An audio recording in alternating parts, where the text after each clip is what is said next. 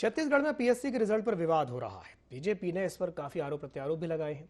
पूर्व IAS OP Chaudhary ने इस मामले में टीम गठित करने की बात कही है और मामले की जांच में सभी नियम और कानून का पालन होने की भी बात कही है। पूर्व आईएएस ओपी चौधरी ने IND24 से खास बातचीत भी की। इस बार के पीएससी रिजल्ट्स काफ़ी विवादों से घिरे रहे और कई प्रकार के जो सवाल हैं इस पर उठाए जा रहे हैं, प्रशासन द्वारा भी और विपक्ष द्वारा भी। हमारे साथ यहाँ पूर्व आईएएस मौजूद हैं ओपी चौधरी, और इनकी जो राय है वो जानना काफ़ी महत्वपूर्ण है क्योंकि यह प्रशासन से सीधे जुड़े हुए थे। तो आप इस बार जिस प्रकार के रिजल्ट सामने आए हैं, इतने विवादों में घिरे थे, इतने सारे आरोप लग रहे हैं इस पर, इसे किस प्रकार से देखते हैं आप?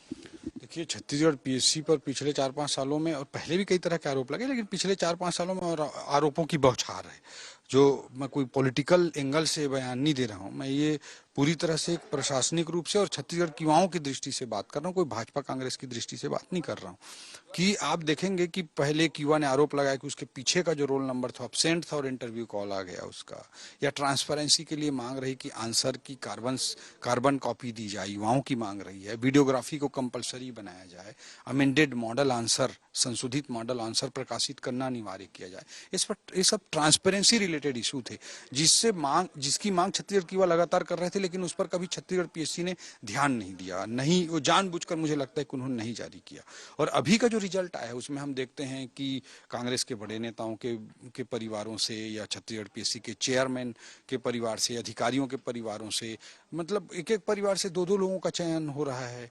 तो इस तरह की जो परिस्थिति है, मैं नहीं बोल रहा हूँ कि चयन नहीं हो सकता, लेकिन मैं ये बोलना चाह रहा हूँ कि जो भी रिजल्ट आया है प्रैक्टिकली, उससे जो पूरा प्रदेश में जो वातावरण निर्मित हुआ है, छत्तीसगढ़ के युवाओं के बीच में जिस तरह का हताशा और निराशा का वातावरण निर्मित हुआ है, उस परिवेश में जब आप सब जानते हैं कि गांव के छोटे छोटे जगहों से, पूरे छत्तीसगढ़ से युवा आते हैं, उनके पेरेंट्स भेजते हैं, कोई गहना बेचकर, कोई जमीन बेचकर उनकी तैयारी के लिए। मैं इस परिस्थिति से खुद गुजरा हूं, इसलिए मैं उस दर्द को, उस पीड़ा को महसूस कर पा रहा हूं।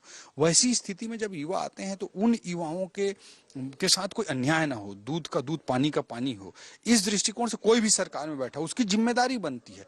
जैसे मुख्यमंत्री भूपेश बघेल जी ने कहा कि बीजेपी आरोप लगा रही है तो एविडेंस लाए। It's not about BJP and Congress, BJP Congress के बीच की बात नहीं है।